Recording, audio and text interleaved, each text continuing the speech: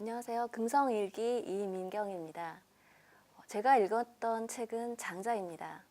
장자는 도인이죠. 도인들은 제가 느끼기에는 기수련, 단전호흡 이런 것들을 수십 년간 하고 어느 날 호련히 도를 깨달아서 이제 세속을 떠나는 그런 이미지였어요. 세속을 떠난 다음에 삶에 대해서는 잘 모르는데 이제 인간하고 만나는 접점은 복숭아꽃 아래에서 바둑을 둔다거나 이런 이미지가 저에겐 강했어요. 그래서 이제 신선수라고 결합된 도교에서 보면은 장자도 남아진인 또는 남아노선이라고 하는 그 신선의 경지에 올라 있더라고요. 이제 그렇게 생각을 하고 장자라는 책을 딱 펼쳤더니 아니나 다를까 첫 번째 장의 그 챕터의 이름은 소요유예요. 그러니까 자유로운 경지에서 유유히 논일다 이런 뜻을 가지고 있고, 첫 번째 이야기는 엄청나게 커다란 물고기가 어느 날 정말 날개 길이가 수천 리가 되는 그런 새가 되어 구만리 상공을 치솟아 올라서 남쪽 나라로 한 번도 쉬지 않고 날아간다. 터무니없이 스케일이 크고 굉장히 광대무변한데 역시 도인의 이미지구나 이런 생각을 좀 하게 되었어요. 근데 장자를 계속해서 읽다 보니까 차츰차츰 그 사람이 보이기 시작하는 거예요. 그리고 그 장자라는 사람이 하고 있는 그 생활이 보이기 시작한 겁니다. 장자는, 제가 읽은 장자는 구름이나 바람을 타고 다니지도 않았고 그냥 생활인으로서 우리랑 똑같은 삶의 현장에서 그렇게 살고 있는 그런 장자가 보이기 시작했습니다. 장자의 삶은 그렇게 만만치는 않았어요.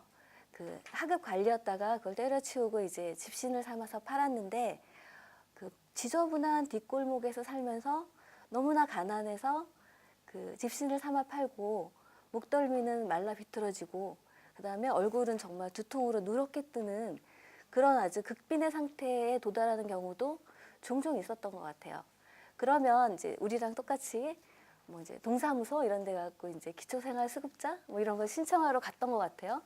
근데 거기서 맞닥뜨린 그 관리에 정말 아주 작은 도움도 줄 수 없는 그런 관료주의적인 태도 때문에 아주 분통을 터뜨리기도 하고, 그 다음에 아내의 죽음을 맞이하여 너무 슬퍼하기도 하고, 그 다음에 친구와의 우정, 토론하고 산책하는 모습.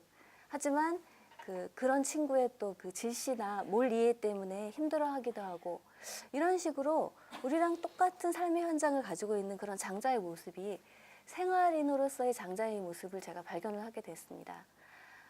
그 삶에는 희노애락도 있고 우정, 배신 이런 것들이 이제 우리랑 똑같이 펼쳐져 있었는데, 하지만 장자는 역시 도인입니다.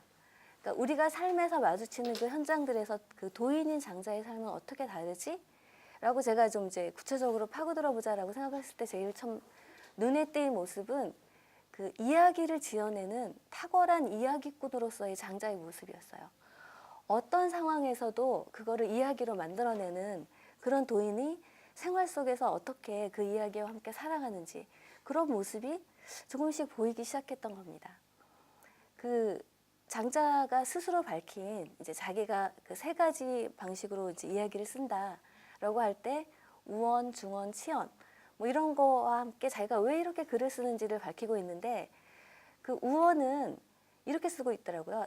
사람들은 내 입장과 다르면 틀렸다고 하고 내 입장과 맞으면 맞다고 한다. 그러니까 옳고 그름이 있는 것이 아니라 자신의 입장에 따라서 맞았다고 하고 틀렸다고 한다. 그래서 나는 피아를 떠나서 다른 예를 들어서 말을 한다. 이렇게 돼 있고요. 중원을 쓰는 목적도 시비의 논쟁을 그치게 하기 위해서. 그다음에 치연을 쓰는 목적도 그 시비의 논쟁을 초월해서 이제 유유자적한 경지에서 논일게 하기 위해서. 그래서 제가 보니까 장자가 제일 경계했던 거는 일상을 사는 도인으로서 장자가 제일 경계했던 거는 시비의 문제였던 것 같아요. 그래서 재물론 편을 이렇게 자세히 보니까 이제 도의 경지가 나와요. 가장 높은 경지는 그러니까 애초에 사물이 없었다고 하는 무의 경지. 이건 잘 모르겠어요. 진짜 애초에 사물이 없으면 여기 있는 나는 뭐고 여기 있는 책상은 뭐지? 근데 그 다음 단계, 그 아래 단계는 뭐냐면 사물은 있지만 구별이 없는 경지, 자와 사물이 하나라는 경지라고 나와 있는데 이것도 정말 이해하기 어려웠어요. 근데 세 번째 그 다음 단계가 뭐냐면 사물도 있고 구별도 있다고 느끼지만 시비를 논하지 않는 경지다. 이런 말이 나오더라고요. 그래서 이 부분은 약간 좀 이해가 됐구나. 그리고 일상을 사는 도인으로서 장자가 가장 경계했던 것은 결국은 우리가 시비가 아닐까라는 생각을 좀 하게 되었습니다. 그래서 이제 장자는 자신의 삶, 일상에서 마주치는 갈등이나 대립 상황에서도 이런 우언을 적극 활용하는 걸 보게 됐어요. 자기 친구인 해시와의 그 대립 상황에서도 그렇고, 다시 아까 이제 동사무소 직원인 가마우라는 관리와의 그 대립 상황을 제가 한번 보니까, 장자는 이렇게 대놓고 너는 너무 관료적이야 라고 비판하지 않아요. 만약에 그렇게 하는 순간 어떤 일이 벌어지냐면, 그 자신의 입장에 갇힌 관리는 방어하거나 변명하면서 이제 싸움이 일어나게 되는 거예요. 왜냐면 각자의 입장이 있기 때문에. 싸움이 일어나면 어떤 일이 발생을 하냐면, 이제 거기에 보면 이렇게 나와요. 사람들이 시비를 가릴 때 그 마음의 모질기가 쇠뇌나 활을 세차게 담겼다 쏘는 것과 같다. 자신의 승리를 지키려고 할 때 그 고집스러움이라는 거는 맹세를 지키는 것과 같다. 그래서 사람들은 외물의 싸움에 이렇게 휘말려서 나날이 쇠락해가는 이 모습이 가을이나 겨울에 초목이 말라 시들어가는 것과 같다. 이렇게까지 얘기를 하더라고요. 우리가 싸울 때 한번 생각을 해보면 마찬가지잖아요. 정말 어떻게 하면 더 상처 입힐까? 왜냐하면 그 사람은 나랑 생각이 다르다는 이유 때문에. 같은 사물인데 어떻게 보는지 견해차가 있다는 이유로 그렇게 싸우는 거예요. 그래서 관계는 메말라가고 삶은 점점 이제 쇠잔해져가는 뭐 그런 것을 경험하게 되는 거죠. 근데 장자는 그 가마오하고 대립할 때 가마오의 인격이나 품성을 뭐라고 비난할 생각이 없었어요. 다만 그 관료주의적인 일처리 방식이 얼마나 잘못되었는지, 그리고 장자가 얼마나 즉각적으로 그리고 절박하게 도움이 필요한지를 전달하고 싶었을 뿐이에요. 그렇기 때문에 장자가 이제 우언을 사용했는데, 그거는 이 사건의 등장인물과 배경을 완전히 다른 곳으로 그냥 바꾸는 거예요. 너와 내가 당사자끼리 등장하는 게 아니라 완전히 다른 곳, 마치 무대에서 연극을 보듯이 거리를 두고 떨어져 보기, 그다음에 제3자적 관점에서 이 사건을 한번 보게 하는 거죠. 이렇게 함으로써 그 각자의 입장에 갇혀서 내 입장하고 다르다는 이유 때문에 싸우는 것이 아니라 이제 좀 더 객관화해서 그 사건을 볼 수 있게 하는 어떤 거리두기가 가능한 이런 방식으로서의 우언이었다라는 저는 생각이 듭니다. 일상을 살았던 도인, 이 장자가 분명히 본 세계가 있었을 거예요. 근데 이 세계와 일상을 연결하는 그 어떤 소통의 수단으로서의 이야기, 자기가 본 세상을 주장하고 설득하는 것이 아니라 정말 그곳에 사는 사람들은 어떻게 살고 이걸 묘사하고 그려내는 것으로서의 이야기를 저는 보게 됐고요. 그 두 번째 제가 이제 그 이야기의 세계, 장자가 창조한 이야기의 세계에서 굉장히 재밌었던 거는 등장인물들이에요. 그 장자의 세계에는 정말로 많은 등장인물들이 다채롭게 등장을 합니다.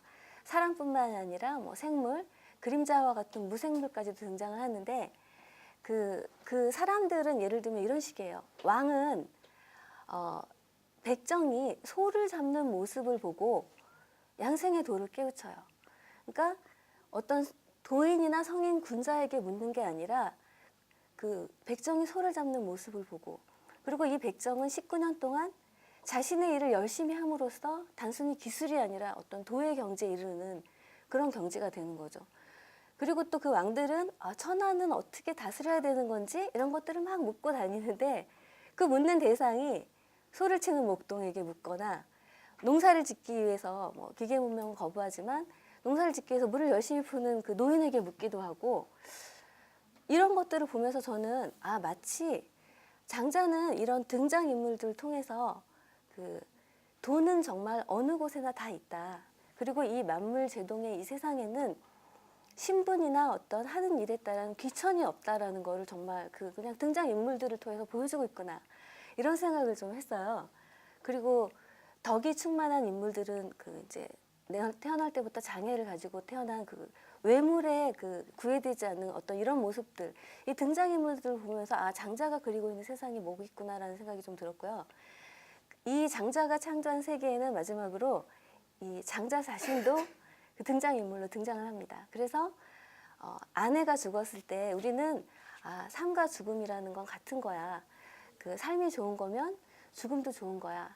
우리는 죽음으로 우리를 쉬게 하는 거야. 이런 말보다 아내의 시체 옆에서 그 노래했던 그 어떤 한 남자의 캐릭터를 우리가 얻게 되는 거죠. 그래서 장자는 자기가 보았던 그 세상을 이 일상, 그러니까 일상과 이쪽의 세계와 저쪽의 세계를 연결하는 어떤 소통의 수단으로서 자기가 본 세계를 묘사하는 방식으로 이야기를 사용했구나라는 생각을 저는 좀 하게 되었습니다.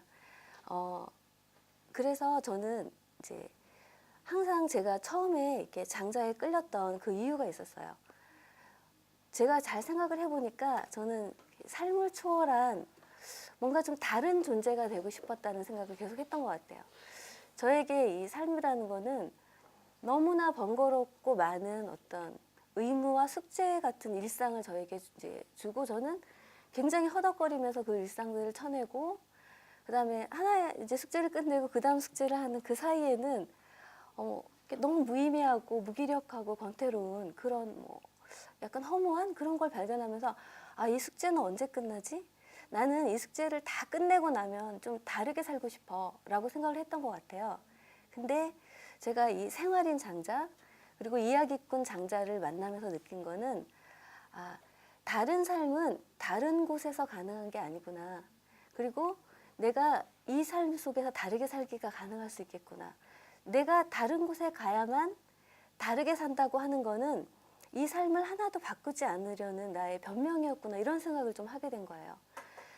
제가 만난 장자는 정말로 매력적인 그 이야기꾼이었고 그 다음에 일상과 도의 세계를 넘나드는 그리고 자기가 본 세계를 그 항상 이야기로 풀어내는 정말 매력적인 그런 도인이었는데 이제 그 나비 이야기도 마찬가지인데 그 짧은 두 줄의 글로 나는 나비이고 나비는 나야 만물은 하나야 우리는 이런 세계를 살고 있어라는 그런 글을 써낼 수 있는 그런 사람을 만났다는 것은 저에게는 정말로 즐거운 경험이었습니다.